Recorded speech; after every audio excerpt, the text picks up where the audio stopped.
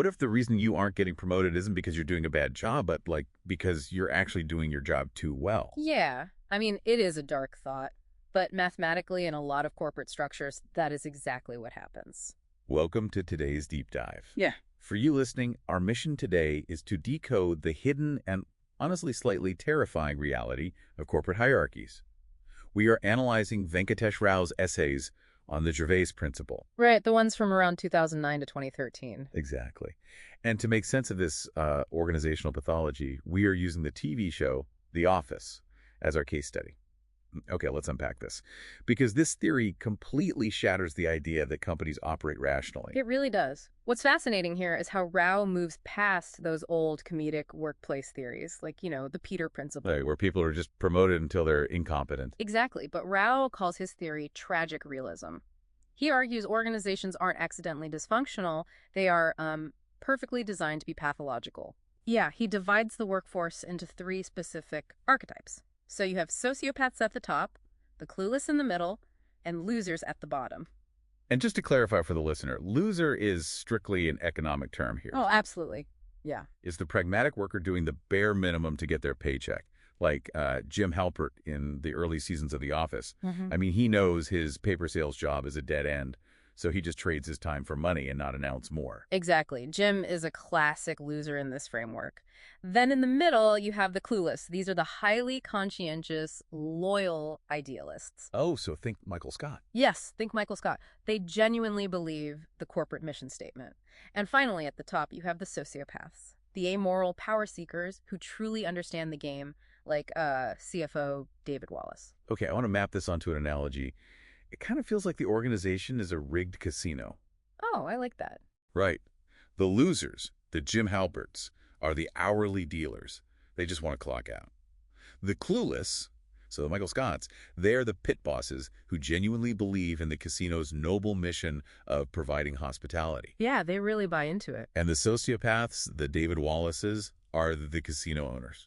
If we connect this to the bigger picture, that analogy is perfect. And crucially, the owners need the pit bosses to absorb the anger of the dealers and the customers. So the owners can just quietly count the money in the back. Exactly. They need that buffer. Wait, that logically means the owners know the system is rigged. If that's true, why would they ever promote a hardworking dealer? I mean, that dealer might expose the math. They'd never promote based on actual merit. They don't. They promote based on power awareness. If an economic loser overperforms without demanding equal compensation, the sociopaths see that this person just doesn't understand leverage. Oh, wow, so it backfires. Right. So they promote them into the clueless middle management layer to act as that buffer. You'll break your back for the company, shield the elite from the rank and file, and basically take the fall when things go wrong. Here's where it gets really interesting. So putting in 110% effort literally flags you as a naive sucker to the higher-ups. Pretty much, yeah. While someone like Ryan the Temp, who does the bare minimum work but spends his free time scheming and networking, gets fast-tracked to senior leadership, the system actually rewards strategic laziness. Precisely. The sociopaths recognize Ryan's amoral strategic thinking as a mirror of their own. So they bypass the clueless middle entirely and pull him right to the top. But if Jim, Michael, and David Wallace are playing totally different games, how do they even talk to each other without the whole illusion collapsing? Well, they literally have to speak different languages. This is what Rao calls the semiotics of survival. The clueless speak posture talk. It's all those hollow business cliches like synergy or core competencies.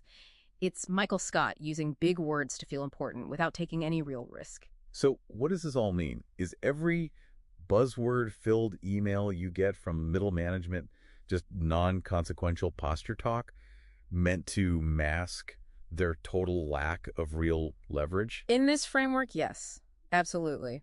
Meanwhile, sociopaths speak power talk. It is highly coded language about leverage, full of plausible deniability. Give me an example of that. Sure. If a sociopath wants to test the waters on layoffs, they won't just say fire people. They'll say something like, I'm concerned about our exposure in Q3. What are your thoughts on headcounts? Ah, so they are constantly assessing leverage. Right. And when a sociopath needs to dictate an order to the clueless without revealing their brutal intentions, they use baby talk. Baby talk. Yeah. A sociopath will tell a clueless manager, we really need your unique leadership on this tough transition, which simply translates to, go fire someone for me and take the heat. God, it's manipulative, but incredibly effective. Which brings us to you, listening to this deep dive. It's time to evaluate your own economic bargain. I mean, are you overperforming for free right now? It's a tough question to ask yourself. It really is. Are you relying on the delusion that you're part of a corporate family to justify staying in a mediocre position while the sociopaths extract the actual value? And Rao warns that acquiring this organizational literacy comes at a steep cost. Because once you see the mechanics of power talk and the reality of the clueless buffer, you really can't just go back to naive idealism. You can't unsee it. And that leaves us with a fascinating, slightly unsettling question to walk away with. Once your eyes are open to the sociopath, clueless, and loser dynamic, you start seeing it everywhere. Oh, everywhere. But does this pathology stop at the corporate office? Or if you look closely, will you find this exact same rigged casino operating in our political systems, our neighborhood associations, and, I don't know, maybe even our own families? Something to think about.